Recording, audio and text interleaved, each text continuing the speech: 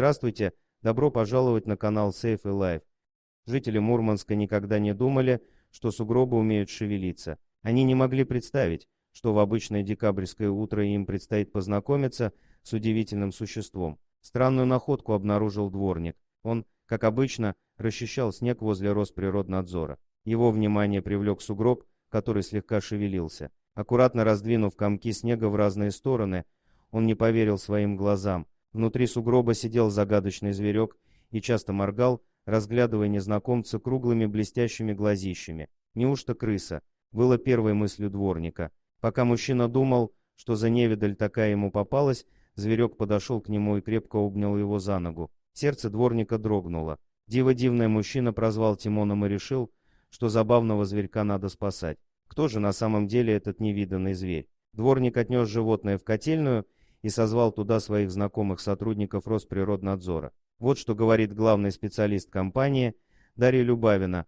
Он, дворник, спустил его в котельную погреться, а потом позвал нас на него посмотреть. Мы сразу поняли, что у него очень сильно обморожены лапы, и приняли решение везти его в ветклинику. Там нам поставили диагнозы истощение и обморожение. Прописали лекарства, уколы и витамины, и мы увезли его обратно. История Тимона. Ветеринар сразу же понял, что за чудесный зверь перед ним. Оказалось, что это африканский сурикат. В наших краях зверек не обитает, но эта диковинка жила в квартире у нерадивых хозяев. Сначала они купили малыша, а потом он им надоел. Сурикат укусил кого-то из домашних, за что был выставлен на балкон, а оттуда свалился на улицу в сугроб. А может, зверек сбежал от них намеренно, ведь сидеть в холод на балконе теплолюбивому малышу было очень мучительно. Дворник и сотрудники Росприроднадзора нашли хозяев Тимона, но те отказались забрать питомца. Он был больше им не нужен, тогда малыша посадили в кошачью переноску и привезли в здание Росприроднадзора.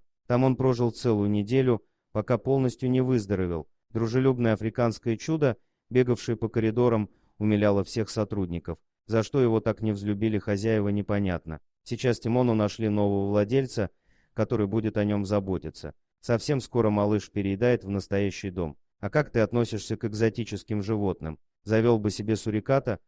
Спасибо за просмотр, подписывайтесь на канал, где вы найдете еще много интересного, а также ставьте лайки и пишите комментарии, что думаете по поводу этой истории.